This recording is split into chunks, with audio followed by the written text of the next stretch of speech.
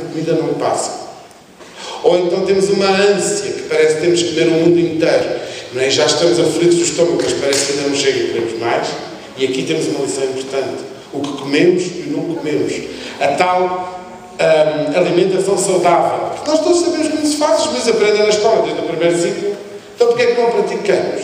Porque não temos o motor, o leme que nos leva a fazer ou não essa alimentação saudável, que é a nossa educação afetiva, a nossa educação emocional. E é por isso que eu dizia que era aqui que começava a fazer a conversa, começava a falar. E pronto, começámos a conversa.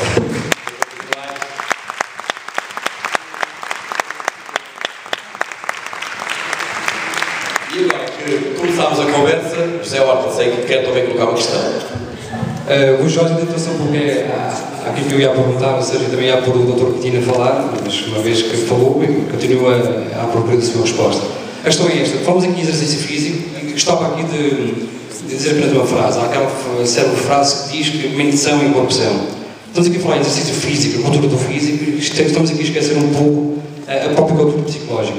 A questão que eu queria colocar ao Dr. Coutinho é esta: à medida, não acha conveniente que à medida que se vai exercitando o corpo, não se exercita a mente, passa mas que o corpo está a ser alvo? A questão que eu queria perguntar ao doutor é que à medida que cultivamos o nosso físico, não é? Se não seria prudente e também recomendável que exercitássemos também o nosso psicológico para acompanhar as transformações que o próprio corpo peça a sofrer? Claro que sim. Até porque à medida que vamos transformando o nosso corpo, também o nosso psicológico se vai mudando. Quem pratica desporto regular sabe que a seguir ao ginásio apetece sexo. Começou a conversa.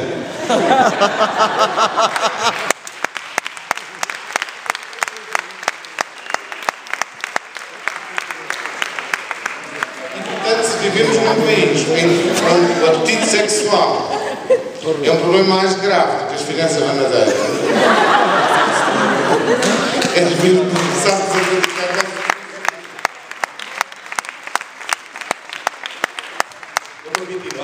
Lá no programa Peso Pesado não havia lugar a isso, porque aquilo era tudo câmaras todo o dia, portanto.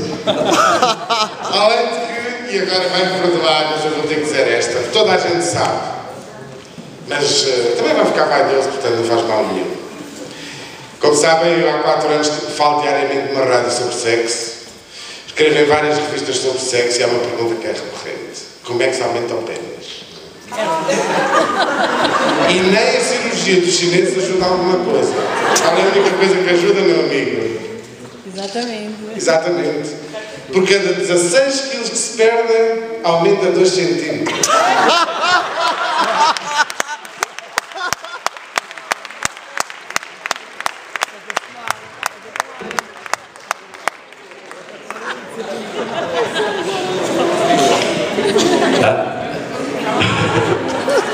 Ana Paula Rodrigues, penso que também já há algum tempo nós olhamos. Diga. Tenho 50 quilos. Tem com a atividade. Ainda novidade. Agora é para ver. É para ver. O sexo a seguir ao exercício físico, também na verdade não podíamos fazer nada dessas coisas. Tínhamos muito exercício físico. Só. Ao rei do comando. Também comando, pois estudo exercício físico e mais nada. Também se perde peso com exercício físico.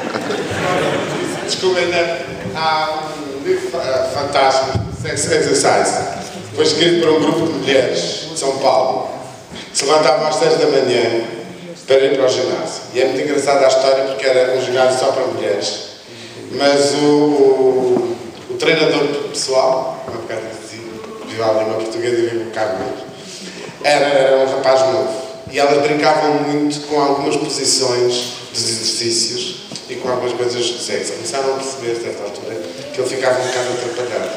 E o resultado foi que desinibiram-se, falaram com ele, e escreveram um livro fantástico em que os exercícios que são propostos reproduzem exatamente posições sexuais.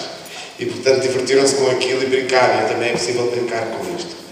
Mas eu gostava, depois deste pequeno de brincadeira, porque é sábado, é tarde, alguns estamos cansados, outros nem tanto, mas foi um bocadinho também para animar, embora o que eu disse são, pelo menos, coisas que eu tenho, toco como verdadeiras. Mas eu gostava agora de um bocadinho mais negro depois desta animação. É uma animação real, não é? Que é, que se falou aqui também de um problema, e quando fomos ouvindo os colegas da medicina, da nutrição, das ciências do desporto, fomos percebendo que os problemas de saúde associados à obesidade são problemas bastante graves. E se nós temos uma cultura na qual se produz legislação para nos proteger, não se pode fumar aqui e ali, porquê? Porque vamos destruir a nossa saúde, estão a proteger. Obrigam-nos a usar o cinto de segurança, porquê? Para nos protegerem. Se não somos suficientemente conscientes, os governos produzem legislação que tem como objetivo proteger-nos. E fica assim, há bocado, estava a ouvir-vos falar, e dos problemas gravíssimos do ponto de vista médico, físico, por aí fora, vão surgindo, mas ninguém se ainda a perceber disto. Só temos relação com o tabaco, só temos relação com o cinto de segurança, etc. Eu não me lembro ainda de ver, penso que não existe, mas cá para nos esclarecer, legislação sobre a questão da obesidade. Porque sabes que temos o IVA de 23% indireto, portanto. Doutor Miguel Castro Branco, acho que queria complementar aqui alguma coisa nesta fase em que já começámos a conversa. Sim. Em que já temos boas pistas para começar a conversa. Porque, na realidade, eu volto outra vez um bocadinho àquele problema que eu penso que também é aquilo que o Dr. Quintino estava a querer dizer. Quer dizer, é que aqui a questão está a ver com as formas como as pessoas exprimem. Como se exprimem aquilo que lhes vai na alma. E às vezes as pessoas não querem exprimir aquilo que vai na alma. E essa é que é a grande questão. E isso acontece portanto, vai ser um problema para quando alguém pretende ir consultar-nos, quem quer que seja de nós, para tentar a sua ajuda. Quer dizer, é que se nós realmente, é por isso que eu costumo dizer aos meus alunos de medicina, que é isto, quer dizer, nós temos que ganhar a confiança da pessoa, porque a pessoa vai ter que se abrir connosco, vai ter que dizer tudo aquilo que lhe vai na alma. E só quando nós realmente conseguimos perceber a pessoa na sua essência e, portanto, incluindo as questões de natureza emocional, é que eventualmente conseguimos, dialogando com ela, arranjar uma parceria para o processo. Quer dizer, porque, vamos lá ver, a minha postura em relação à medicina é a postura de que isto é uma parceria, é um contrato que nós fazemos. Quer dizer, agora o contrato temos que literalmente perceber também as questões emocionais e não as distinguir. A realidade, muitas vezes, não é bem isso que sequer os clientes, e aí eu tenho que chamar clientes, não tenho que chamar doentes, pretendem. Quer dizer, pretendem um daqueles contratos em que, se calhar, mais fácil seria comprar aquela máquina na revista e passar a usá-la do que ir, na realidade, à procura de alguém que os quer realmente ajudar. E essa é uma questão que eu penso que hoje é muito transversal. Portanto, por um lado, também o sistema todo também ajuda muito. Aliás, como tudo o resto, os problemas emocionais hoje têm muito a ver com a sociedade em que vivemos. E mesmo a questão da cultura em que vivemos e que corta muito esta esterilização do lado emocional, também é extremamente, é da vida que temos. Agora, temos é que saber ultrapassar isso. E a conversa é uma coisa que é muito importante. E como nós já vimos aqui, quando as pessoas conseguem chegar ao outro, ultrapassar as barreiras emocionais, as ajudas são muito mais fluentes. Não sei, mas gostava de ouvir mais um bocadinho aqui o Dr. Quintino sobre essa questão, como vencer essa barreira, como começar a falar realmente do assunto. Adiante, doutor. O doutor está a dizer que temos a transformação da atitude, não é? A primeira ideia que nós temos refletido sobre essa questão, nós psicologia, não é? Em particular, é a questão de passarmos para deixarmos de focar o comportamento e focarmos a representação que cada um de nós faz do mundo. O que é o mundo, o que é que me acontece, o que é que me causa isto ou aquilo. Durante cerca de 100 anos, faz daqui a 2 anos, 100 anos, que a psicologia se orientou para o comportamento, não é? Com o behaviorismo, com o Watson, e pensámos durante 100 anos que aquilo que acontece com os gatinhos e com os macaquinhos nós podemos fazer também com os humanos.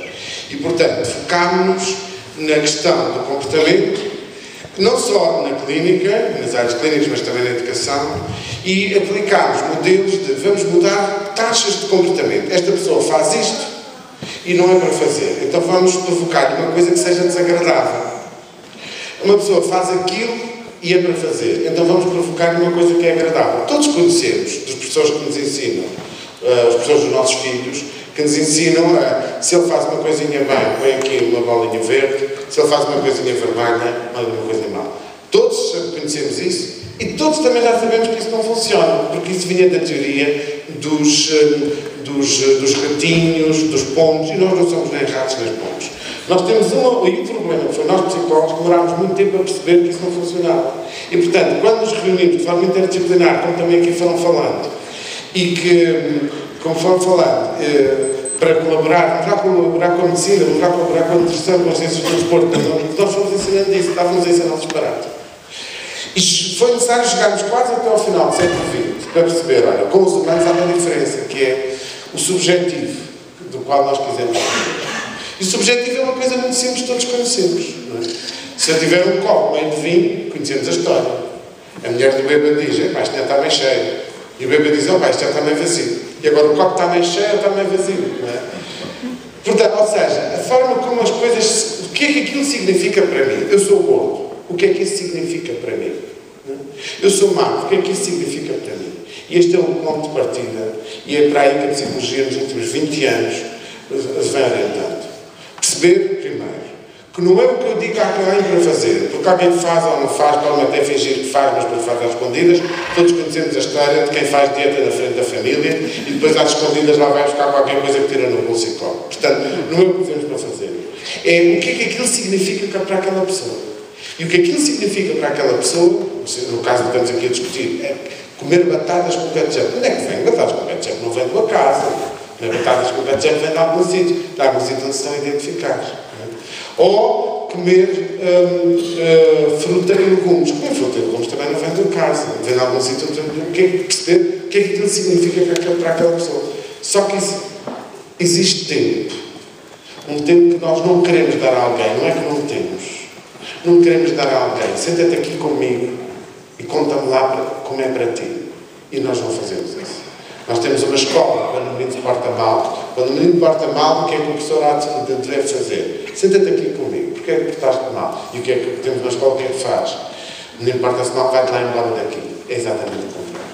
E nós fazemos isso nas escolas. E nós fazemos isso em casa com os nossos filhos. E nós fazemos isso com os nossos amigos. E nós fazemos isso com a nossa namorada. Pá, já me estás a chatear, melhor, olha, desliga e eu amanhã depois logo comigo. Nós não temos essa disponibilidade. E é isto que às vezes nos impede de chegar a encontrar, não, o que é que tu sabes sobre nutrição? Porque muita gente sabe muitas coisas, não partilham-se tantas receitas. Claro que somos especialistas para nos ir orientando, para te chamar a atenção, cuidado, está a tirar aquele alimento, e se tirar muito aquele alimento, depois vai trazer outras consequências que nem está a passar bem pela cabeça. Precisamos disso, mas escutar o sentido e perguntar, estás triste? Porquê que estás triste? Há quanto tempo não dás um beijinho a alguém?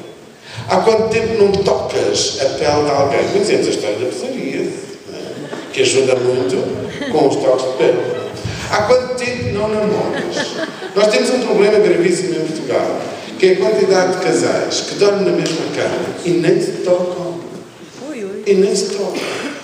E, portanto, a falência não é económica no nosso país. A falência é de sentimentos.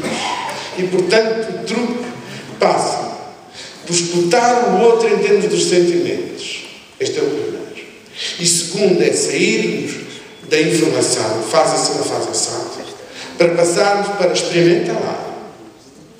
E temos ali colegas de sofá, dois profissionais do desporto, partilhar quando é que eu perdi o medo de fazer exercício físico.